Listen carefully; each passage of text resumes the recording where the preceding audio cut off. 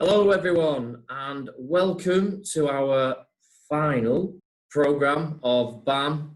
And this session is looking at really where we've been for the last couple of years and looking at drawing on some of the key points that were raised within the individual sessions and also some of the great actions that have been carried out by businesses, and to look how those businesses have been improved by those sessions from the actions that have been taken. So my name is Phil Jones, one of the directors here at Hallidays. We're all still living in pretty uncertain times at the moment, a lot of difficult working conditions, environments, a lot of us having to adapt our businesses during this difficult period. Well, hopefully today, with this recap, it'll give you some sort of reminder about potential actions that you can take within your businesses, and hopefully will help you during this difficult time that we're going through. So what's the BAMS all about? Well, it's a step-by-step guide to business growth. This is the 10th session that we're going through today. We've already been through 9 sessions before this, and each of those sessions drew on quite a lot of things that as business owners we need to consider, and hopefully this session will drag all those different elements and pick out the key points of those individual sessions and potentially give you some actions to take forward. Now, for those regular attendees of the BAM, this particular slide is shown on a regular basis, mainly because of the message that we try and reinforce about where you are at the moment with your businesses or a particular strategy that you're trying to implement in your businesses and where you want to get to, and it could be a goal, it could be a vision, it could be a system, a process, whatever it is, it's a journey. And each and every one of us will have different journeys and we'll all start at different points. And it'll be a good indication today to show where you were at the start of the program when you started on the BAM sessions to where you are now and how successful those actions have been and what you've implemented within your businesses. So you're going to have different things that you've done. So successes, you've achieved goals, set vision, whatever it is critical to you as the business owners. So just to reinforce the message that you might not have had an easy ride with implementing the different changes within your business, but hopefully you've made progress. And I can tell you, certain businesses have made fantastic progress during these sessions.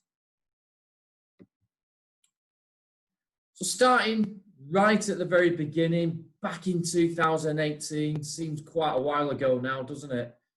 We were there thinking about where we were as businesses, or should I say, we were going to compare where we wanted to be as businesses to where we were now. And what we looked at initially in step 1 was a tool to potentially bridge the gap between where we were currently to where we wanted to be. And we looked at why we should set goals. We talked about, business leaders, personal and business development leaders who support the goal setting progress. Because the whole process of setting goals is about how you can achieve successes. And we looked at things like the methodologies that people have got in place for setting goals to try and make them as effective as possible. And we started off reviewing personal goals, so looking at the gap between where you were and where you wanted to be, and looking at what sort of processes we needed to put in place to try and close that gap. And hopefully from those sessions, you probably got maybe some stark realities about the size of the gap, where you were. And for others, it might have been, a great source of comfort to say, look, we're not that too far away from achieving the goals that we want to achieve. We then looked at setting business goals and trying to think about how you can paint those goals into some sort of vision. And we talked about the things that really underpin the vision as well. So things like our values and also the purpose. What is our purpose? What are we trying to achieve with our businesses? And we tried to, as part of the sessions, to get you to think about those gaps. And also, we gave you a detailed questionnaire. So we gave you a Kickstart questionnaire. And this tool, it helped you measure where you were in your business goals to where you wanted to get to. And within that, we also introduced new tools. So business wheels. So the business goals and the personal goals wheels, both of which can help you review the progress of your goals as you try to achieve them. Everyone's going to get a workbook from these sessions, so those particular tools are all in the workbook, so you can actually have a look at them and revisit them if you need to. Now, we mentioned this quite a lot in the BAMs, and this is the Golden Circle by Simon Sinek. And this looks at why you are in business. Now, the reason why we mention it is because it's a critical thing to think about, because people, your customers, your prospective customers, there's a reason why they buy from you. And a lot of those reasons are nothing to do with what you do or how you do it. It's why you do it. You're in business for a reason. And that reason isn't necessarily the reason to make profit. So Sinek, with his Golden Circle, tries to get us to think about how we can communicate better, both to our team, our own team, and our customers, why we're in business. So he talks about starting with the why, then thinking about how you do it and what you do, rather than working the other way from what you do to how you do and why you do it. People buy into your purpose. And we talked about the crystal ball effects, and this is a great metaphor really for your vision. No matter what sort of vision you set, you've still got to take action. And we talked about having this crystal clear vision and defining your culture, which actually helps with your decision making. And most importantly, having that vision aligns your business to its core purpose, so that every single person within your business understands what the vision is that you're trying to achieve. And we can make that crystal ball vision into something a bit more tangible as well. So we talk about setting real goals, real targets. And then we moved on to goals and looking at how we can set goals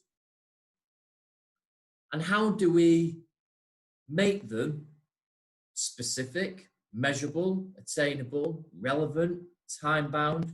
How do we make them SMART goals to ensure that actually we're going to hit the goals? Because a lot of time, goals are set by businesses, but we don't hit them. And if we can set them as SMART goals, that gives us a good opportunity of hitting those goals. So this is like a criteria, if you like, when you're setting your goal, try and make them specific, measurable, attainable, relevant, and time-worthy, time-bound. But further into one of the sessions, which was, I think it might have been this year or earlier last year, we introduced a goal principle which kind of overtook the SMART goal principle. And this goal principle is the massive goal principle. And this is from David Heiner. David Heiner is a renowned public speaker, and he's done quite a lot of interviews and research with very well advanced top achievers. From his research, David looked at why the top achievers, why are they different to everybody else? People have got this perception that top achievers are just extraordinary people, they're better than me, when actually that isn't the truth. Because from his research, all he found out was that these people just behave differently. So when you're setting a goal, David talks about setting your goal so far out there that even if you don't hit this massive goal, you'll end up smashing that SMART goal anyway. So if you want your turnover to be 1 million, you set it at 5 million. And all you do then is think about how you can achieve that SMART goal. And we introduced this pyramid structure, this pyramid tool, and it looked at how we can, in each of the blocks of the pyramid, set ourselves an activity, starting with the most important, that we weave our way round up the pyramid, hopefully to our end goal. And this is a way of devising a system and a process. So even though you've got the SMART goals where you can make them specific, etc., this gives you the opportunity to set different activities to get to that end goal. Really good tool, that, if you're thinking about designing a system. We use this for introducers, but you can use this for goals as well. What a great system it is. We then talked about the brain and brain plasticity, mainly because of the way that the brain operates and the irrational ways that the mind works, and that the majority of our thinking actually happens at a subconscious level. And you might think, why? Why, as a business advisor and accountants talking to us about how the structure of the brain works? Well, it's fairly critical in future BAMs, as we found out. Rather than educating you in the brain, it's thinking about the irrational way that people, your customers, actually perceive your products and services, for example. Now, we've talked about it before, where if you're driving to work, in those days when maybe you did drive to work, that you think about when you got to work, how did I get here? I can't remember how I got here. Because what's happened is you've done that journey so many times, you have trained yourself that you're just thinking at a subconscious level now. London taxi drivers is a great example of it. The University of London did a study on London taxi drivers, and they measured it against the average driver in London. And it seems that from this research, someone that had been driving a taxi, the larger their learning and memory part of the brain became. So this suggests that there's areas of the brain that expand to accommodate the cognitive demands of navigating London streets. So what that suggests is that we can change our patterns of thinking, and we can also change how we feel about things. which led us nicely into BAM2. In this session, we looked at why goal setting should work, but quite often it doesn't. And we looked at, from learning about how our subconscious part of the brain works, how this has an influence on how we're trying to create habits. And not bad habits, we want good habits. We want to get rid of the bad ones and create the good ones. We looked at some research about, the old saying, if you like, if you use it, you lose it. And it is true that if you don't continually keep practicing, changing things, changing the way you think, you end up losing it. So where people think they're too old to do this or it's too late, it's nonsense. Old dogs can be taught new tricks. You just got to keep practicing them so it becomes part of your subconscious brain. And we went through some pretty startling statistics about what happens on different days of the year. January the 1st, for example, New Year's resolutions are failed in the main by March. And 95% of those are weight loss programs gain the weight within 3 months. 3 months. And probably the most staggering statistic is the 1 out of 7. And that related to someone who had a heart attack or a life-threatening stroke, who were told if they want to live, they must change their lifestyle. Yet the stats tell us after 6 months, only 1 in 7 has made the changes. So the majority, even the threat of death, can't help them change. And this is all about how the subconscious mind brings in emotions and irrational responses to how we behave. So then we looked at how we can introduce something that gives us a tool to make these habits stick a little bit better. And we introduced the tool, the cue, routine, and reward. And this looks at, the actual research for this came from what we introduced was a rat, a maze, and some chocolate. So the rat would be sent through the maze to find the chocolate, to sniff the chocolate out and get the reward. But the cue for when the rat came into the maze was the clicking noise when he entered. And the rat slowly started to learn the pattern to get around the maze to the reward.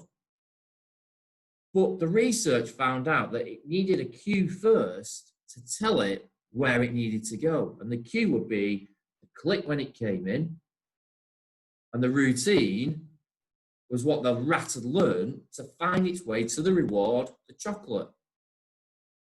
So what the rat had done there had actually created a new habit.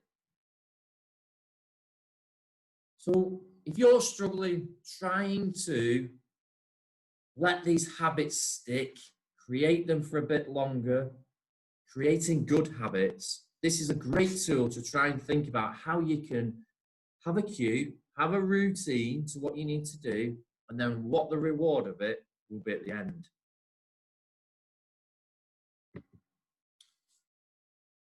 The next session we moved on to was BAM3, and we were looking here to develop a growth strategy. And this was based around the research done by Doug Hall within his book, Jumpstart Your Business Brain. And Doug, through his research, found 4 4 things that needed to be consistent with having a successful growth strategy. Now, before we went into the 4 things, we introduced the beach ball effect. And the beach ball effect was a metaphor. We like metaphors in our bands because people can relate to them. You can remember them better. And the metaphor of the beach ball represents your products and your services. And this is from Paul McGee in his book, Sumo. And it's a fantastic way, this, to remember how different someone's perspective can be to yours. And it's understanding that. So the beach ball's got different segments on it, which means that wherever you look at the beach ball, somebody else on the other side will get a different perspective. So it's critical, absolutely critical, that when you're developing a customer strategy, a growth strategy, that you look at how your customers perceive your products and services. So understanding about what the benefits are to them. And we talked a lot about turning that beach ball around so that when you're on the opposite side of that beach ball, when you're telling your customers about your products and services, making sure that you understand what their perspective is, what benefits they want out of your products and services. Great, great metaphor. So the 4 things that Doug Hall found within his research, these are the 4 things. So TM was target market. So having a clearly defined, if you like, criteria for your customer. So what is your ideal customer? Having a criteria for that. And we introduced examples like Nike. So Phil Knight in his book, Shoe Dog, he talks about how he developed Nike from the very beginning. But his target market changed over a period of time. He was originally selling to runners. But over time, the sports people have changed. So basketball shoes, football shoes, whatever it is, the target market changed. So it can evolve over time. So don't be set in your ways about a target market. It can change over a period of time. OB was overt benefit. So making it crystal clear what the benefit is of your products and services to your customer and expressing it clearly, concisely, consistently. Think about the beach ball. What is the benefit that your customer gets from your products and service? Not the feature. So we try to move away from, yes, think about features, but what are the benefits of those features? Customers want to know, what am I going to be left with after I've dealt with it? RTB was reason to believe. Demonstrating to customers about why they should buy from you. There's a lot of this around, isn't there? There's a lot in terms of testimonials and success stories. Certainly with this current crisis that we're in at the moment, we've had to adapt our businesses, and more of us are doing things like webinars and video conferences. That's probably going to build up quite a lot of confidence so that more and more people can do more in terms of video speaking rather than something that's written down, giving it more of a powerful tool. And DD, the final one, was dramatic difference. And from his research, this was the key, the absolute key standout criteria that made the difference for when it became to get that competitive advantage over your competitors.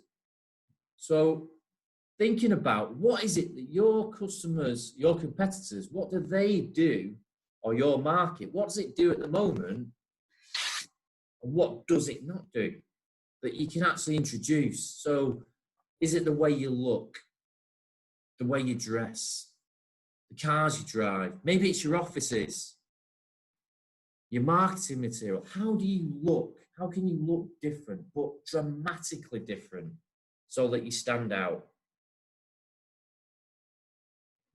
Again, all these are detailed in the workbook. Please do refer to the workbook, and there's some summaries on there in terms of where this session ended up. We then moved on to BAM 4, and from this we were looking then at how we can grow as leaders. What tools can we introduce to potentially improve the way that we lead?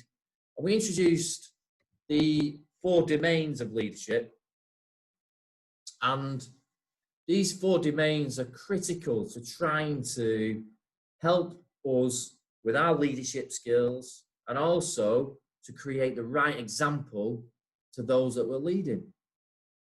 So the first one, leading, it's all about inventing the future. We're talking about how do we create a vision? And as leaders, how can we be inspiring so that others will act accordingly to how we want them to act? The doing, taking action. If you like, walking the walk. A lot of us as business owners have come from that. You know, we have walked the walk. But are we being seen to be doing it? Continually keep doing it. Managing, so making sure that we're directing others to act accordingly. Maybe translating our vision and strategy. How do we translate that vision and strategy so that our own team can follow it, can act on it? We have to manage it. And coaching is not a sign of weakness. And sometimes coaching has got that perception, but coaching's actually, it's an opportunity to open up new possibilities. You're thinking about trying to maximize the potential that you've got. So you're trying to develop others to fulfill their role and get to the next level, which is only going to help your businesses grow. Coaching is a powerful tool. And to help with that, we moved on then from within this session to look at how great personal development coaching can be created and what sort of tools we can use. And we introduced the GROW tool, or T-Growth model. And this looks at, if you're trying to develop someone within your business, how you can create, maybe if they've got an issue or how you coach them. This is a tool that you can use. And we introduce this that will help you in the context that you're trying to achieve. So T is the topic, and this looks at, you know, if we're looking at leadership, for example, what's the leadership? Well, what is the context? Well, we're talking about leadership. The G is goal. So what do you want to achieve? Well, I want to become a better leader. But what does that look like? So you've got to try and define it in a way that you know how to achieve it. The R is about reality. What's happening now? And this is reality. So don't become self-delusional, thinking that you know what your own strengths and weaknesses are. Ask people. 360-degree appraisal, for example. Options. What might you do next? So what choices have you got? So I've started from the right position. I know what my reality is. What options do I have now? And think about, in this context, we introduce thinking about not closed questions, but more open questions about, well, if you had a magic wand, what would you do with that magic wand? Or, you know, if you had all the money in the world, what would you do? What are your options? And then the will. what will you do next?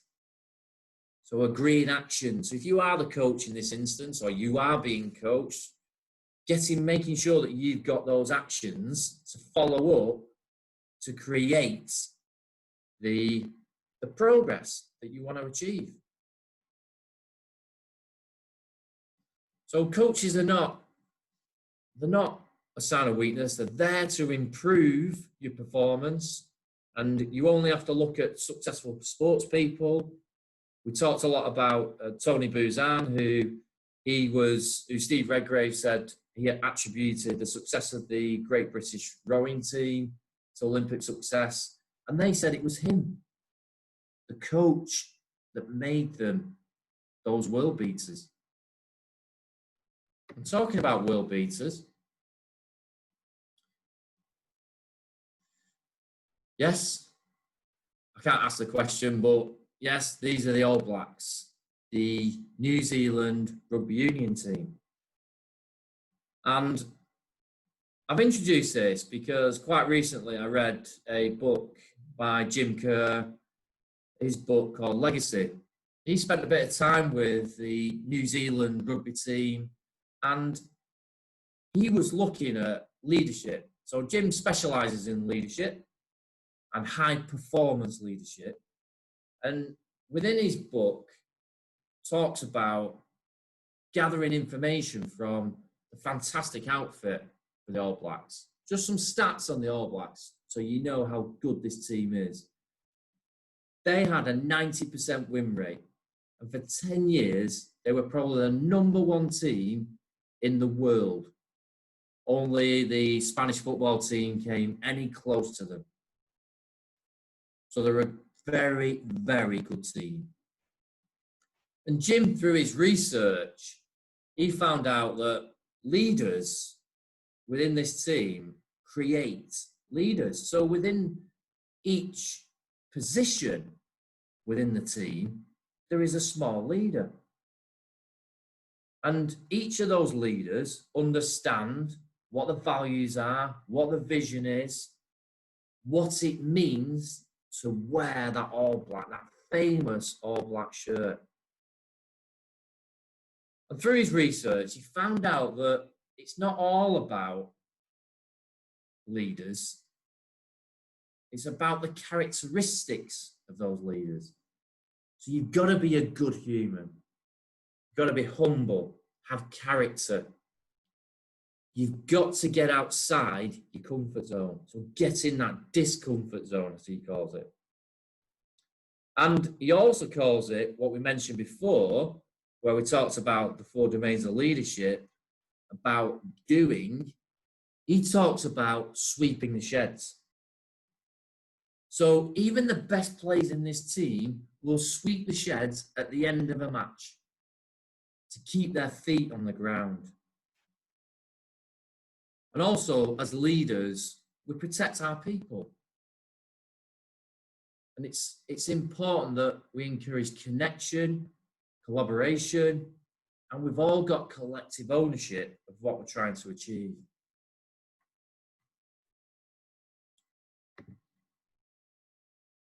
BAM 5. So for BAM 5, we then looked at, we've grown as leaders, and now we have to think about how we can grow our team. How we grow our team a little bit further. And we talked about 5 steps. So the first step was looking at trust. So we needed to establish trust, because without your own team members trusting one another, it's quite difficult for them to be open, to participate. So your team is likely to be dominated by one person. And what you don't need that. And they're probably the most loudest. So what you want is all the team to be involved, to be treated fairly, and that'll allow that team to be effective as possible. The next step we talked about was conflict. And thinking about, should we avoid conflict? And actually, no conflict is probably not good for business. Having some conflict is a good way, if you like, to improve trust so that everyone's opinions can be heard. And heard in a way where those individuals, they won't fear ridicule or be personally criticized, if you like. So everyone is allowed to air their views.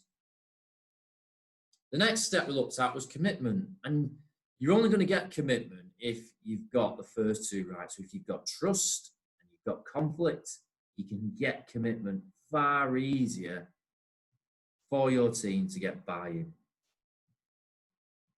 And the final step we looked at was accountability.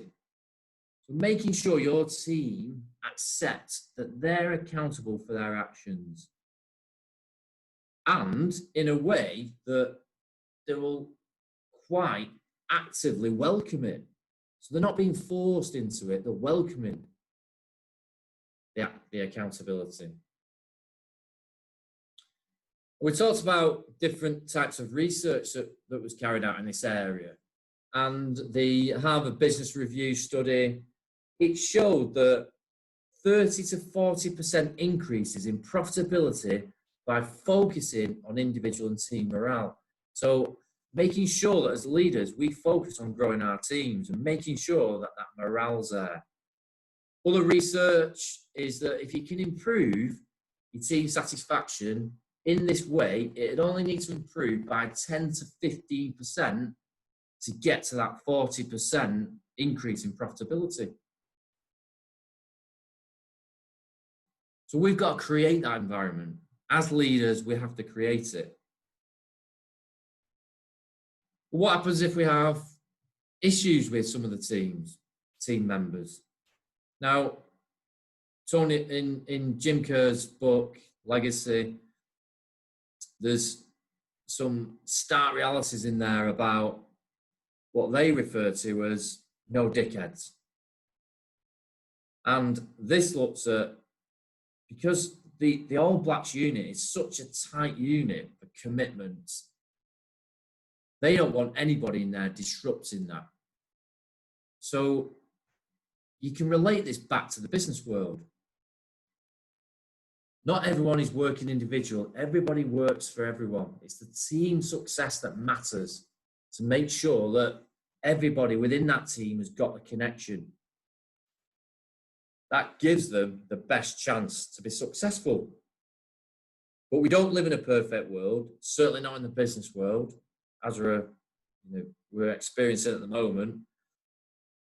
And if you have got individuals in your team that provide problems, try to change them, definitely. However, if they're not willing to change or it fails, then you need to try and manage those people out of your organisation. That was the end of year one. So a lot of stuff that we went through in the first year, and a fantastic set of actions that were taken by many, many people that came to those particular sessions, and a great start to the first steps of the BAM sessions. So moving swiftly on, our second year of BAM began with the first of the 6 key growth drivers that we were going through within step 6 and step 7 of BAM.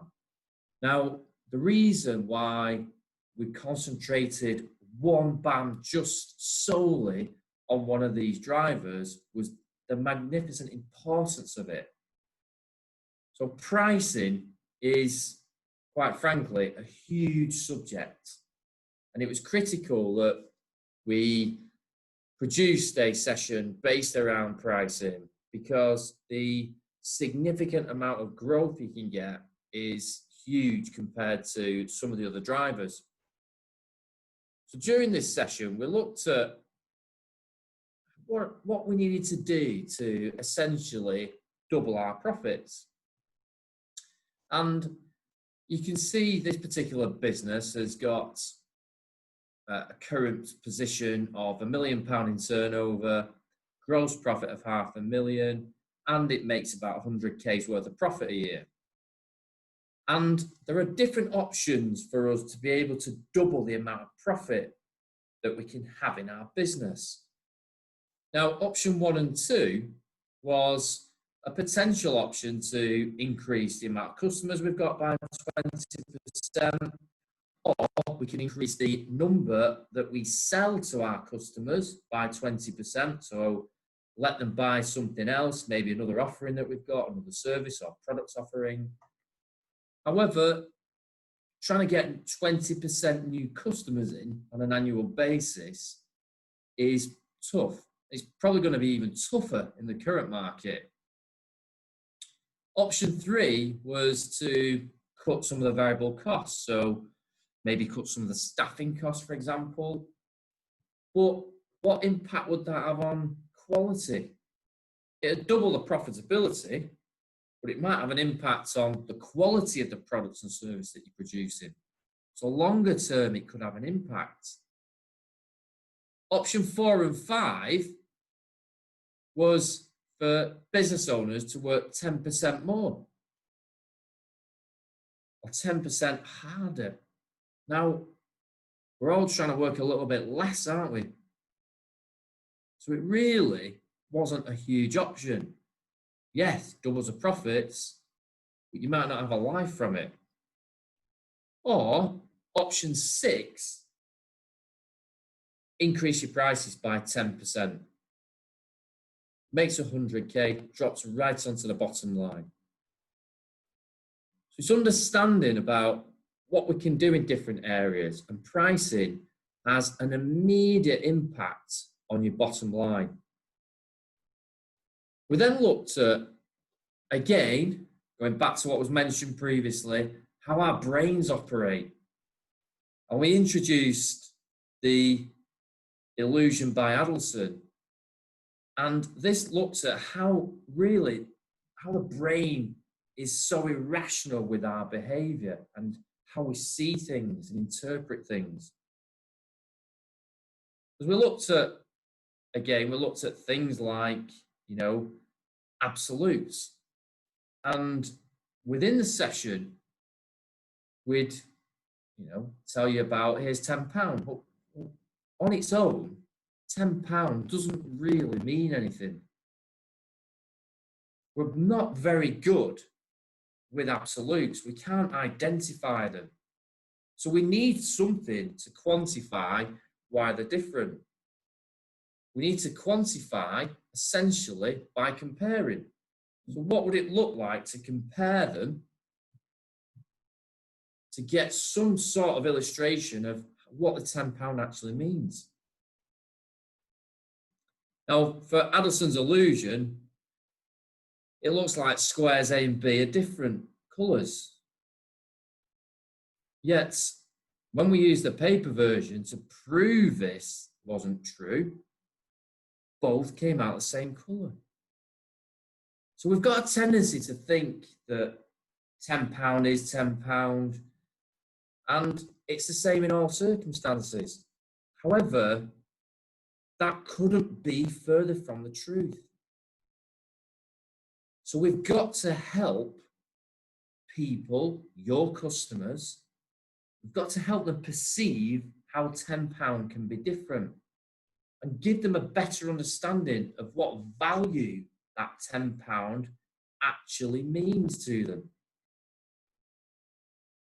So we did a variety of experiments, didn't we, on pricing. We used some cars, people paying different prices for different cars, depending on what those cars and the benefit of those cars meant to them. Remember, we also did the United Nations experiment, which was based on a random number, and how that random number can influence the figure or the buying decision of a particular person for buying a particular product. So that number was used as an anchor. And that's a well-renowned experiment And we did it on a, if you remember in the session, we did it on a bottle of wine and what people would anticipate they'd pay on a bottle of wine based on a number that was written on a piece of paper. That number acts as an anchor. How can you use some of those anchoring strategies within your businesses to get better value, more pricing, better pricing within your businesses? We established that we're all different, okay? And different people will pay different prices because they perceive a different value on that product and service to them. Sometimes as business owners, we can get stuck into what value it is to us as business owners. But actually, it's the value to the customer that matters. The reason why people wouldn't buy from us, they can't afford us, there's not enough value in it for them, or we haven't communicated the value well enough. And that led us on to the value gap, which brought about the fact that communication within this value gap is critical. So making sure that we can communicate as much value as possible to our customer base and our prospective customer base. What will they get? What is the huge amount of value they're going to get from our products and services? And we introduced an equation, the value equation, which was a tangible plus intangible benefits minus the perceived price equals a perceived value. And we agreed in the sessions around the fact that we couldn't really reduce prices. It probably wasn't an option. It could be an option to improve the equation, but the main benefits of it all would actually be to increase the way that we communicate those tangible, what the product does and what value it gives back to the customers, and those intangible benefits, what do they get maybe afterwards, maybe after sales, etc. Just to give them an understanding of the value they get from your products and services. We then moved on to the next session, which was around the remaining 5 growth drivers. And we introduced, again at the beginning of this session, the pricing element, because we wanted to see as an experiment what the total synergistic impact will be from a business that would make just very, very small changes within each of these growth drivers. And if you remember, we did it on a fictitious decorating business that from just making a 5% change with each of the growth drivers generated a staggering 878% increase in profitability. So what were the drivers that we went through? Well, the first one was around getting more customers and looking at the source of leads that we can get by introducing new systems around referrals. So developing a systematic referral system. And the main caveat that was crucial to having a very good referral system was that you've got to provide a sensational product or a sensational service so that everybody talks about you. Because your referrals will come from different elements, your clients, introducers. It'll come from strategic alliances that you've got. But all of them will talk about you, and they'll talk about the sensational service that you're providing. So you've got to provide that service. We then looked at the next driver, which was about converting more sales leads. So we've done brilliantly to get all these leads from our introducers, our clients, our strategic alliances. Now we've got to convert some of these leads. They're our ideal customers. Let's convert them. So we talked around building rapport, and building rapport to create a systematic pitch process, but also using different techniques. So we talked about NLP, neuro-linguistics programming, and we talked about DISC profiling. And the NLP side of it looked at how can we create that rapport with an individual that we haven't met before, but maybe we've done a little bit of research on them. Maybe we can utilize some of the techniques within NLP to identify their body language, for example, or to identify how they sit in the chair or how they shake your hand when they first meet you, when we can shake hands again. So looking at what we can do in those areas will help us create a better first impression. And as part of the process, we looked again at Andy Bounds' afters and thinking about what your prospects are going to be left with after they leave you. So looking again at those benefits that your products and services is going to provide to your prospects. We then looked at how we can get more of your customers to stay longer, so they buy from you more often. And this was all about building relationships. It was about showing how you care for your clients.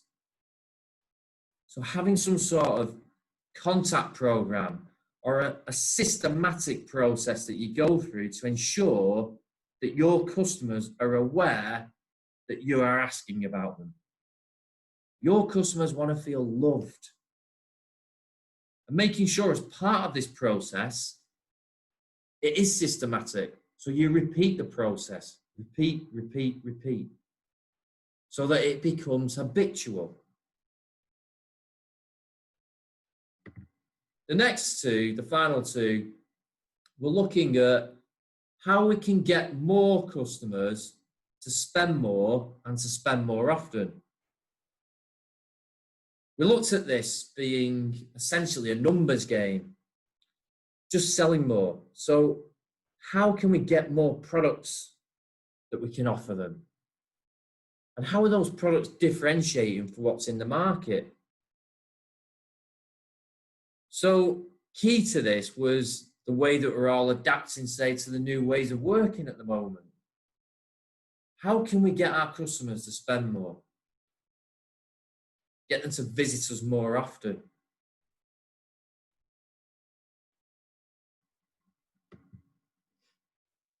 The next BAM was brilliantly presented by Stuart from Trust, and this looked at how we can now process through a marketing structure for our businesses. And it covered two main areas. It covered the internal culture and how you're perceived by the outside world. And in particular, it looked at your target market. Again, repeating some of those principles within BAM3. So the internal culture is, whilst we often can't build a brand, can we? We don't have bucket loads of money to go out and use expensive media and advertising campaigns, but we can build a brand that works for our team, our target market, by using the 4 principal areas that Stuart talks about. Reputation, talks about values, your message. What is your message? And also looking at your audience. But the key things that underpin this, and talking about things in the right way from the beginning, was the why. Again, Sinek was mentioned in this in terms of his golden circle.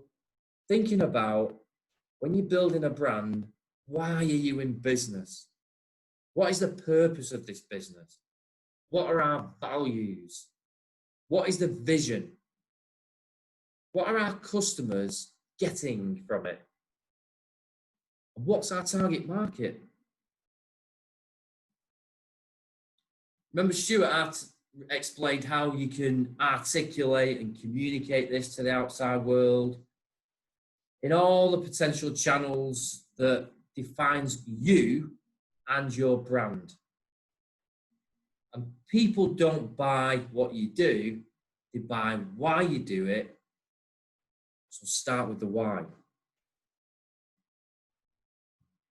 There's a lot of stuff on this within the workbook. Please do refer back to this again to improve the brand that you're trying to develop. The final BAM looked at systems.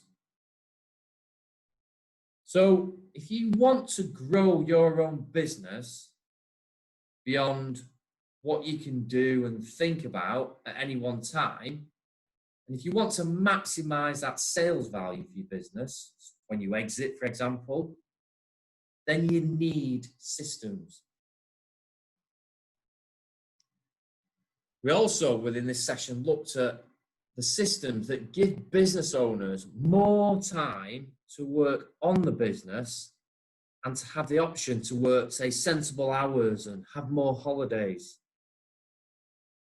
Because those systems give you back that time. Why? Well, the stats were there. A survey that was carried out of 1,000 SMEs showed that they will pay an average of nearly 87% more for a well-systemized business to a poorly systemized one. There are other surveys out there that are demonstrating that systematic businesses are worth more than non-systemized businesses. And we looked at, as part of the session, about 4 areas about why do we need systems? What do systems do for us? The first one was we get our time back. Effectively managing our time is one of the biggest challenges of any business owner. So effective systems can allow us to get some of that back. So if you have a system, you break it into a process, then you can handle much of the mechanical tasks that take time away from the more important revenue generating work as part of this process. But you need to look at then how much time you're spending on things. So things like revenue generating work, which might be around sales calls or appointments. So why you get involved in things like debt collection or payment approval? What can you do as part of the system to get your time back? Effective delegation. Reducing mistakes. When you think of systems and day-to-day things that we have, like a car or a road network, they're all 99% reliable. They rarely fail or go wrong. So it's crucial that, when we're thinking about this, we need to reduce the mistakes. So if systems are there, systems help to reduce the amount of mistakes that are made. So when you go to the supermarket, for example, or if you buy online, and you receive a product maybe the day after, if it's with Amazon, or you go to the supermarket, receive it a few days later, it's getting delivered, or you buy a movie from a digital TV supplier. These are all systems, and there are hundreds of systems within those particular organizations. And it's all routine. So routine. Think about when the last time you went to work. You'll go through a routine. You'll get the kids ready for school when they were going to school. And you can break these into different processes. We had a shower, we cleaned our teeth, we got dressed, and so on. So these systems and those processes behind them, they always seem to work. You don't forget to put your clothes on or to clean your teeth. You just do it as part of the process. And that's what you need to do. When you're developing the system, you need it to be a process that everybody follows and can easily follow it. The next one we'll look at was maintaining the required standards. So systems, we've got inputs going in, we've got expected outputs coming out, and those processes have got to be, in terms of what goes in and what comes out, they've got to be at a consistent standard. So if you've got a step-by-step process and you can teach someone that step-by-step process, brilliant. Then you need to eventually get to the position where you need other new people in your organization to train other people. You're no longer doing the training.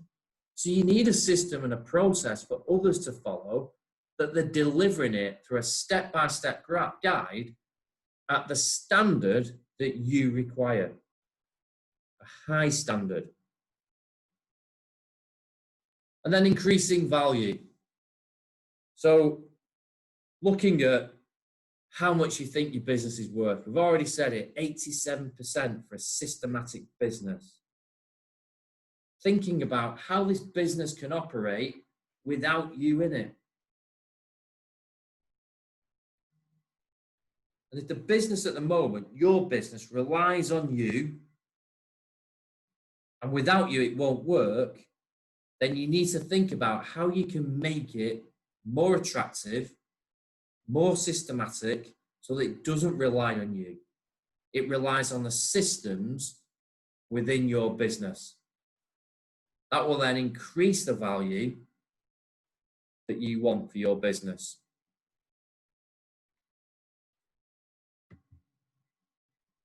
And that was the end of the series of our breakfast meetings.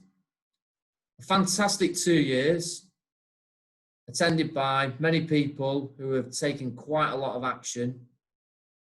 And this particular saying is all about that. It's about the decision to act. So we can sit here today, we can sit here for the last 2 years and tell you things and potentially give you actions, but you guys are the ones that make the difference. You're the ones that go away and take the action that needs to be taken. And we've seen that from the results that we've got within the sessions that we've run. And these are the results that have come in this year.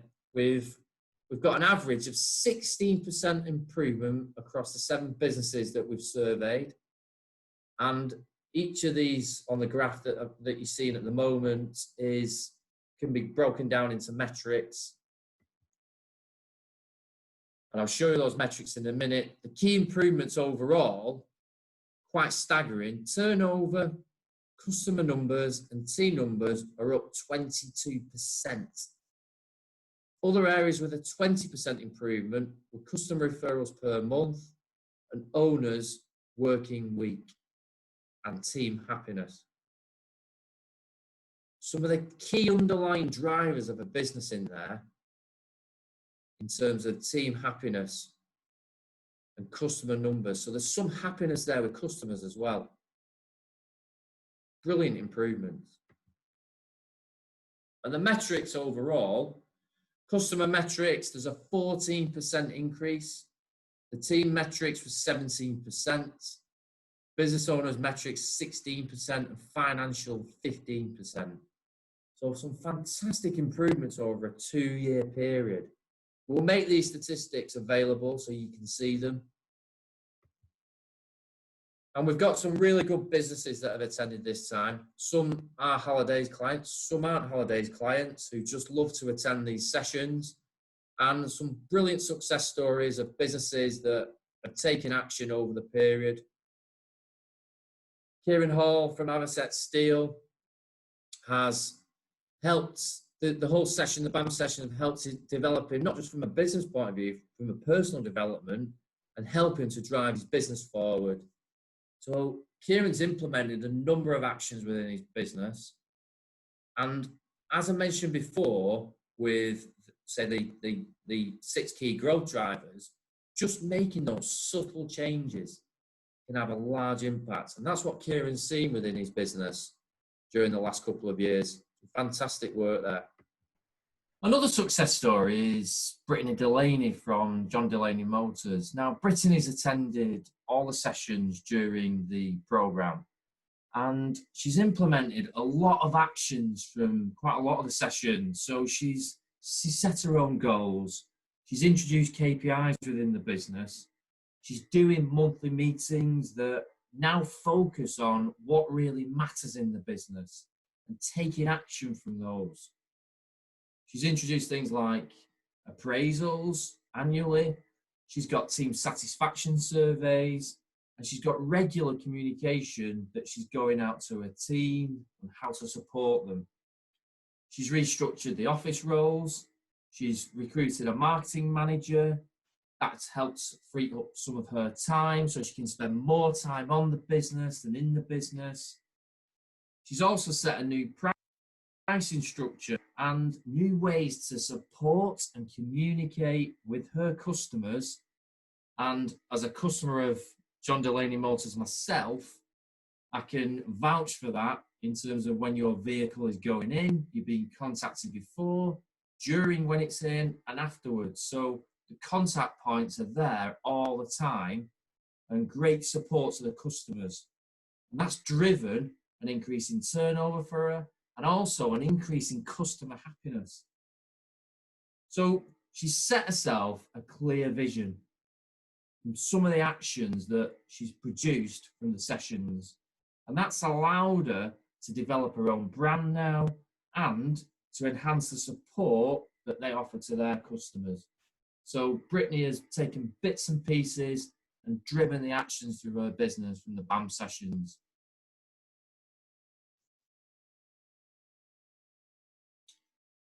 Alex from Vernon Building Society. Again, Alex has attended quite a number of the BAMs, and he's picked out from the sessions that have really helped him grow as a leader. So the BAM growing as a leader was something that he found enabled him to grow in confidence, to develop new skills, and to effectively influence the board a bit more. He's also had great success from growing the power of his team. So he's adopted some of the surveys that we went through during the sessions. He's held consultations, he's engaged the team, and he's been excited by how the team has developed and how the rebrand has actually developed throughout Vernon Building Society. So he has been quite prominent in that rebrand, and he led it through the support of the board, and that has led to Vernon Building Society to grow and also win quite a number of awards. 2 of those awards were Best Savings Provider 2019 and Most Responsible Business 2019.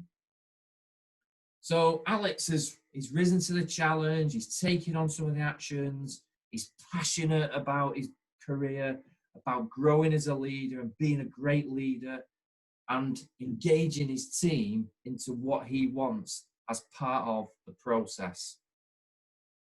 He's also done something fantastically well personally by changing some habits, by quitting smoking, and he's leading a healthier lifestyle. So he's creating a lot of good personal habits.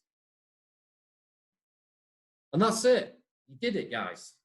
You all achieved it. You all got there in the end. Congratulations on completing the Business AM sessions for the last couple of years. And the great news is, after feedback is given, we do appreciate the feedback that you do give us. It allows us to maintain the standards of these BAM sessions and also improve them. So please do feedback on anything through the webinar. And as I've just mentioned, because of the success of this, we're doing it all again.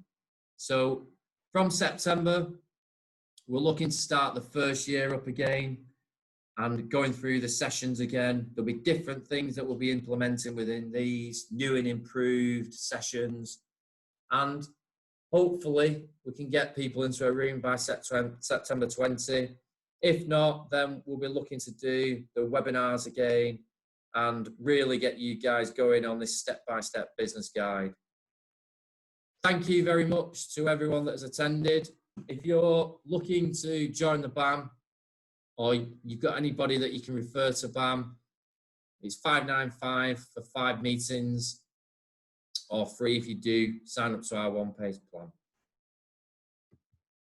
Thank you to everyone that's attended over the last 2 years. We hope to see you again if you want recaps, and we do hope to see many new faces for our next session for the 20 to 22 years. Thank you very much. Take care, everybody. Stay safe.